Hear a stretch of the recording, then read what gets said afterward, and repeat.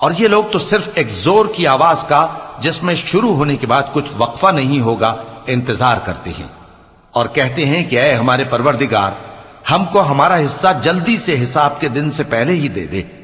اے پیغمبر صلی اللہ علیہ وآلہ وسلم، یہ جو کچھ کہتے ہیں اس پر صبر کرو، اور ہمارے بندے داؤد کو یاد کرو جو صاحب قوت تھے، بے شک وہ رجوع کرنے والے تھے۔ ہم نے پہاڑوں کو ان کے زیر فرمان کر دیا تھا کہ صبح و شام ان کے ساتھ تسبیح کرتے تھے، اور پرندوں کو بھی کہ وہ جمع رہتے تھے، ہر ایک ان کے آگے رجوع رہتا تھا، اور ہم نے ان کی بادشاہی کو مستحکم کیا اور ان کو حکمت اور فیصلہ کن خطابت عطا فرمائی۔ اور اے نبی صلی اللہ علیہ وآلہ وسلم، کیا تمہارے پاس ان جھگڑنے والوں کی بھی خبر آئی ہے جب وہ دیوار پھاند کر اندر داخل ہوئے؟ جس وقت وہ داؤد کے پاس آئے تو وہ ان سے گھبرا گئے۔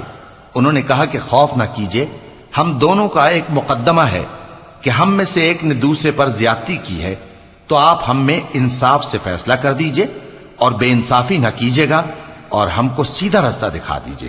بات یہ ہے کہ یہ میرا بھائی ہے، اس کے ہاں 99 دمبیاں ہیں اور میرے پاس ایک دمبی ہے۔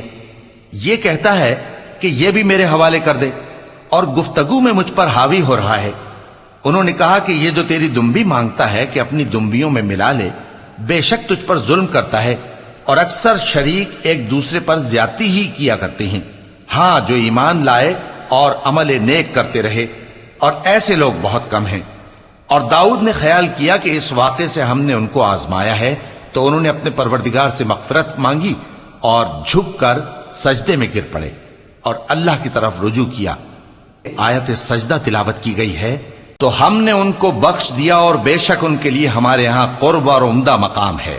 اے داؤد، ہم نے تم کو زمین میں خلیفہ بنایا ہے، تو لوگوں میں انصاف کے فیصلے کیا کرو، اور خواہش کی پیروی نہ کرنا کہ وہ تمہیں اللہ کے رستے سے بھٹکا دے گی۔